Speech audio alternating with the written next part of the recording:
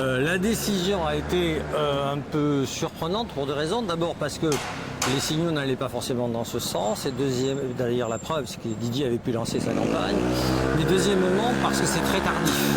Donc effectivement, c'est un peu étonnant. Après, bon, on prend acte, c'est comme ça, c'est une décision, on fait avec.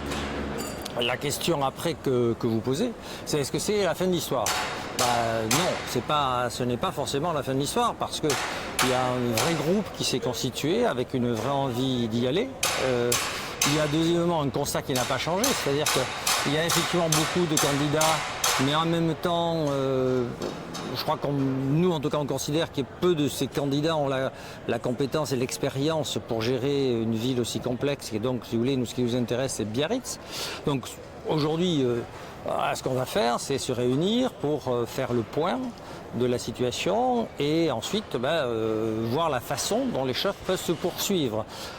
Aujourd'hui, je dirais que la tonalité générale qui se dégage, c'est l'envie de poursuivre. Maintenant, selon quelle modalité, on verra. Ça, c'est un débat collectif et un choix collectif.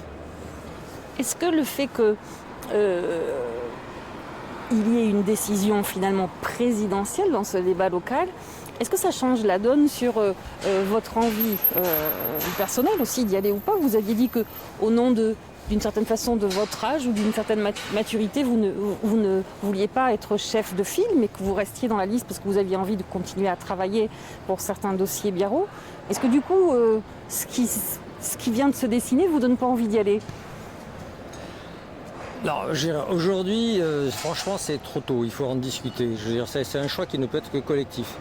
Donc, il y a des idées dans l'air, hein, bien évidemment. On va en discuter et derrière, on choisira ce qui nous paraît le plus opportun pour Biarritz en termes de rassemblement de compétences, d'expérience, de renouveau aussi, parce que c'est ça qu'on cherchait à faire, évidemment. Donc voilà, moi je ne peux pas en dire plus tant qu'on n'a pas eu de réunion et qu'on n'a pas commencé à travailler collectivement.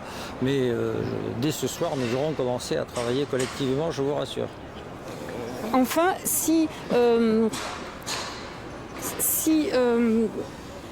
comment je pourrais dire ça, vous arrivez à vous mettre d'accord assez vite, est-ce qu'on peut aussi imaginer des alliances d'ores et déjà entre différentes listes avant ce premier tour?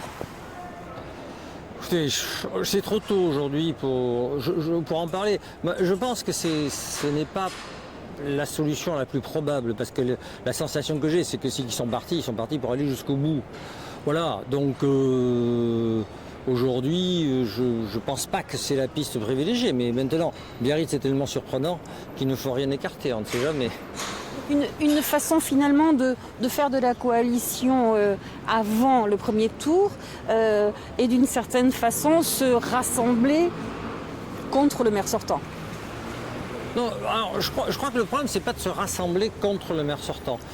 Pour moi, le problème, c'est de proposer une solution qui tienne la route, qui soit solide, avec à la fois ce renouvellement et à la fois l'expérience et la compétence. Donc c'est ça le sujet. Après, la question que vous posez sur l'élargissement, moi je veux dire, je ne peux pas répondre à la place des autres, mais la sensation que j'ai aujourd'hui, c'est que les gens sont plutôt partis dans leur ligne et qu'ils vont rester dans leur ligne, dans leur couloir de départ. Voilà. Bon, après, on verra. Rien ne peut être complètement exclu.